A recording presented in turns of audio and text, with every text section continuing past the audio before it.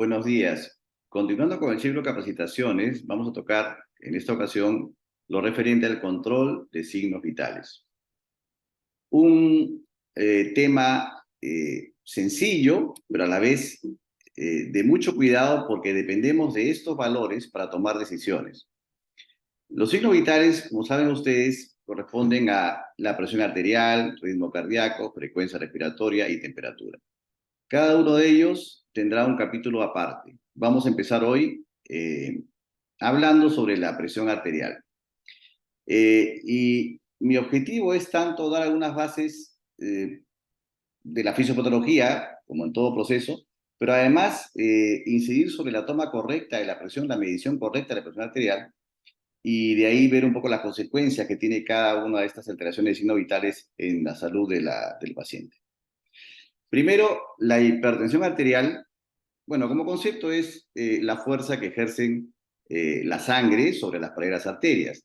Y esta hipertensión tiene una prevalencia a nivel mundial de un 30% en la población general y de un 22,1% a nivel del Perú, según estudios de metaanálisis que está como el que figura abajo el 2021.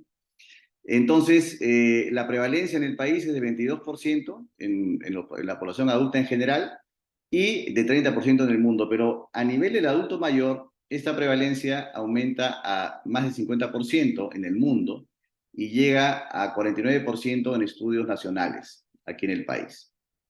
Entonces es un tema frecuente y que tiene mucho impacto.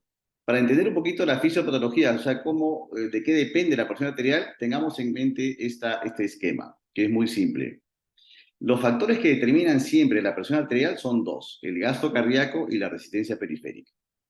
Y el gasto cardíaco dependerá del volumen sistólico multiplicado por la frecuencia cardíaca, ¿no? Es el volumen de eyección, o sea, el volumen que expulsa el corazón en cada latido, multiplicado por la frecuencia cardíaca. Y eso da un valor. Y también la resistencia periférica, que está determinada ya por la estructura vascular en sí y la función vascular. Entonces, la presión arterial, ojo, depende de estos dos factores. ¿Y qué sucede en la persona adulto mayor? En el adulto mayor será en el proceso de envejecimiento un endurecimiento, una arteriosclerosis de la capa íntima de las arterias. Y también se pierde elasticidad, o sea, se pierde la elastina, que es lo que conforma la capa media de las arterias, entonces es una arteria más rígida. Entonces, este aumento de rigidez en los vasos va a provocar que disminuya la distensibilidad de la arteria, como figura ahí en el esquema, y que por ende aumente la presión para un volumen dado en los vasos. También se amplifica la presión de pulso en este paciente mayor y por ende la hipertensión sistólica aislada es la causa más frecuente de hipertensión en el adulto mayor. Es muy común, ustedes verán en la práctica, que los adultos mayores tienen presiones sistólicas aisladas, por ejemplo, 150 pero con 70, 180 con 70 o 75 o 80. Entonces, esa hipertensión sistólica aislada depende de la poca distensibilidad y rigidez de las arterias que ellos tienen, por el proceso normal de envejecimiento. Ahora, la hipertensión, así como la hipotensión, tiene consecuencias por las cuales hay que controlarlas, ¿no?, adecuadamente. La presión alta permanente va a generar un daño también en la estructura del corazón, ¿no?, y también en los vasos sanguíneos. Pero el daño que sucede en el corazón a lo largo de los años, porque esto no pasa en un día, sino a lo largo de una carga acumulada, sobrecarga cardíaca, va a generar que el músculo se hipertrofie primero, o sea, se agrande el músculo, como cualquier deportista que hace ejercicios. El músculo se agranda, pero después se hace menos eficiente y es lo que conlleva la insuficiencia cardíaca congestiva con el paso de los años, ¿no? Y es muy frecuente ver a pacientes que tienen insuficiencia cardíaca congestiva que han sido hipertensos de muchos años. El corazón se agranda, se hace más insuficiente y hay mucha disnea, dificultad respiratoria. Entonces, por eso es importante la medida de hipertensión que se marca sobre mayor o igual a 140/90 como cifra que ustedes deben memorizar. Y la hipotensión, que es por definición una presión que está por debajo de 90/60, va a tener consecuencias como desmayos, síncopes y problemas de isquemia, vamos a ver más adelante. Pero para todo este tema es importante no solamente saber el concepto y las consecuencias que tiene un mal control de la presión, porque no sacaríamos nada si la presión arterial está mal medida, o sea, si no hay una técnica adecuada para medir la presión arterial. Y por eso aquí vamos a detenernos en buscar, o sea, en tratar de fijar unos 8 puntos que son importantes para tener en cuenta en toda medición correcta de la presión arterial. ¿Ya? Entonces, primero es que el paciente, como ven en la figura, esté sentado, no converse. Aquí pongo en cada uno de los ítems, esta infografía interesante, da unas pautas sobre cómo se altera la presión en cada acción que no se toma. Por ejemplo, si el paciente está conversando mientras se toma la presión podría agregar hasta 10 milímetros por encima del valor normal solamente por el hecho de conversar. ¿Ya? Entonces, el paciente callado, tranquilo. Debe haber por lo menos 5 minutos de reposo para que esté el paciente con una toma adecuada de presión. Apoyar el brazo también a la altura del corazón, porque no apoyarlo podría generar un aumento hasta de 10 milímetros de mercurio también adicional. Colocar el manguito en el brazo sin ropa, porque cuando se toma por encima de una chompa, por ejemplo, una casaca, podría elevar la presión entre 5 y 50 milímetros más de mercurio, es bastante el sesgo. Se permite un grosor de prenda de hasta 2 milímetros. Entonces, una blusa delgada, sobre una blusa delgada o un polito de manga larga solamente se puede tomar también, pero no con ropa más gruesa. Usar el tamaño del manguito adecuado, el apoyar los pies también es un tema importante, porque no apoyarlo podría elevar hasta 6 milímetros de mercurio. No cruzar las piernas, porque el cruzarlas también podría elevar entre 2 a 8 milímetros de mercurio. Tener una vejiga vacía, o sea, no tener ganas de ir al baño a miccionar en el momento de la toma de presión, porque el tener la vejiga llena podría agregarse en la toma un sesgo hasta de 10 milímetros más de mercurio. Y tener la espalda apoyada y relajada, porque si no, podría aumentar hasta 6 milímetros de mercurio. Entonces, ve uno si comete varios errores o omisiones a la toma de medir la presión, podría hacer que esa medición esté sesgada un poco por encima del valor normal. ¿Ya? Entonces, esto es importante que lo puedan tener y memorizar. Ahora, dentro del proceso correcto, la toma de presión arterial, la medición de presión arterial, tenemos también que el tamaño de brazalete sea apropiado, ¿no? La longitud de brazalete debe ser 0,4 por el perímetro del brazo. Debería inflarse el manguito bombeando hasta 40 milímetros por encima de la presión palpatoria. Quiere decir que yo voy a insuflar el manguito, pero tomando la presión de pulso a la vez, en el brazo donde estoy midiendo.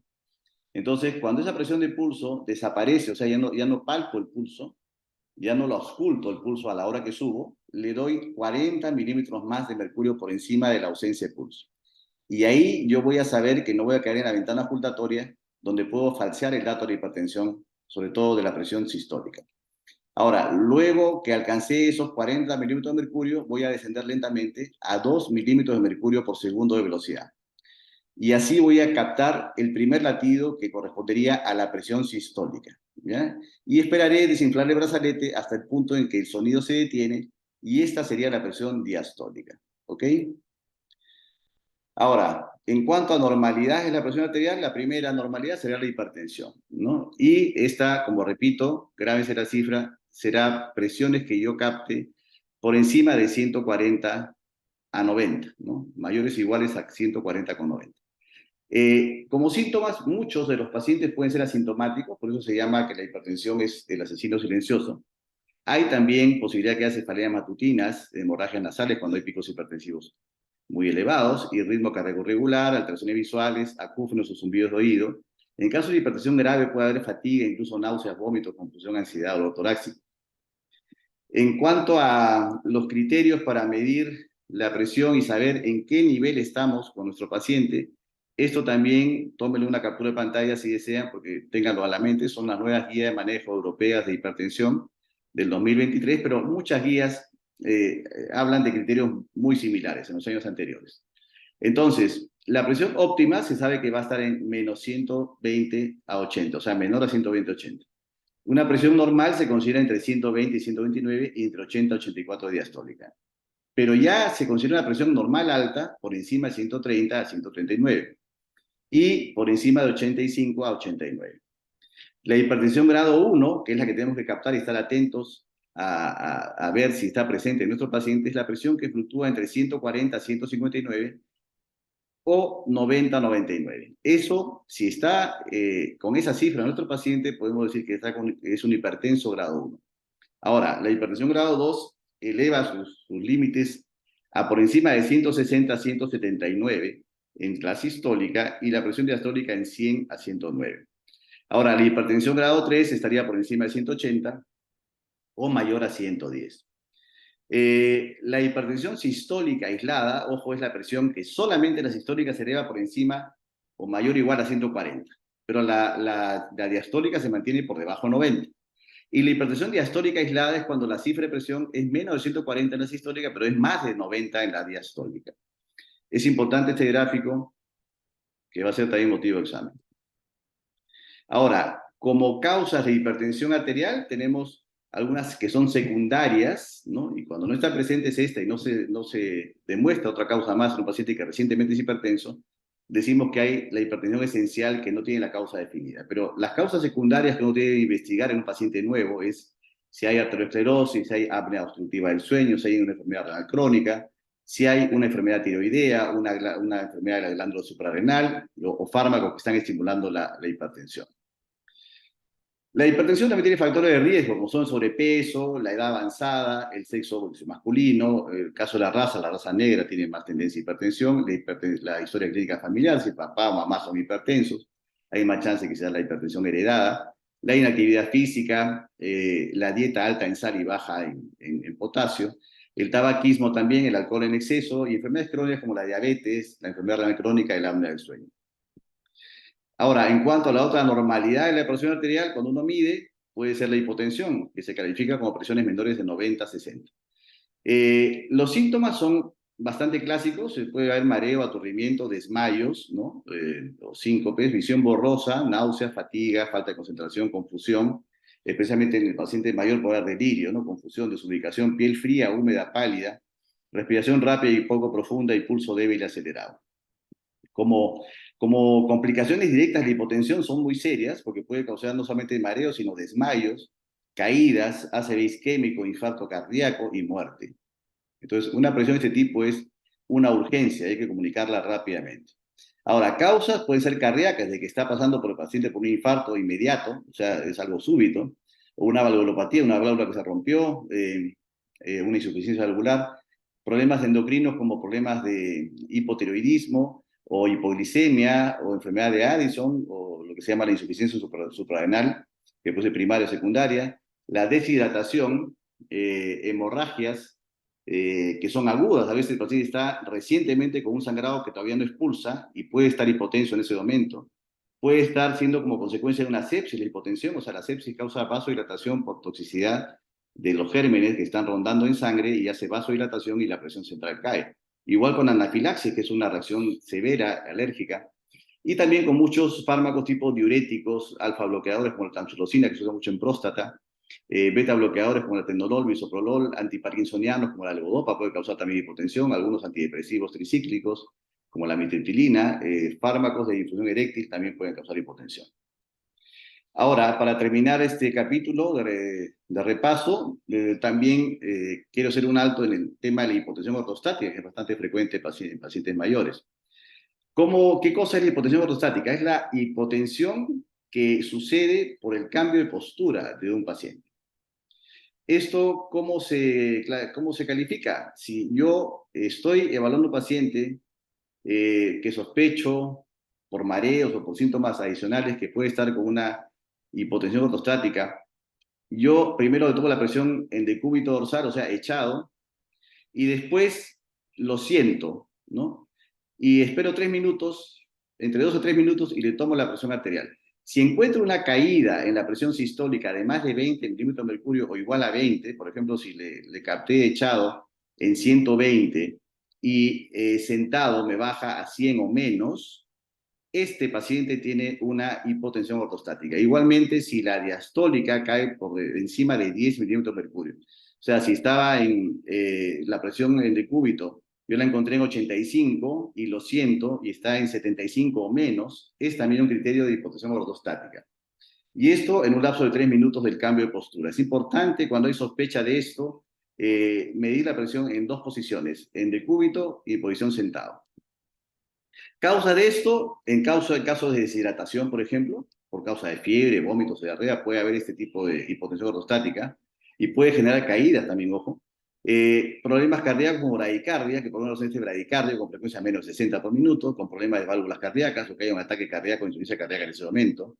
Problemas endocrinos como hipotiroidismo, insuficiencia suprarrenal, hipoglicemia o diabetes. Trastornos del sistema nervioso como enfermedad de Parkinson, que es frecuente en el Parkinson esto también, atrofia multisistémica, demencia del cuerpo de Lewy, también la insuficiencia autonómica pura y amiloidosis. Y consumo de comida, bueno, la hipotensión postprandial también es frecuente mucho más en los mayores y en los parkinsonianos, ¿ya? En donde la presión cae una vez que el paciente ya ha ingerido sus alimentos. Entonces es un tema importante para tener en cuenta. Eso es todo y espero que repasen estos puntos que son importantes porque una mala medición de la presión arterial nos lleva a confusión e evita que el médico que está a cargo del paciente se entere de cosas que son muy importantes para su salud y por el riesgo de vida que esto implica. Muchas gracias y seguimos con los siguientes capítulos de Signos Vitales.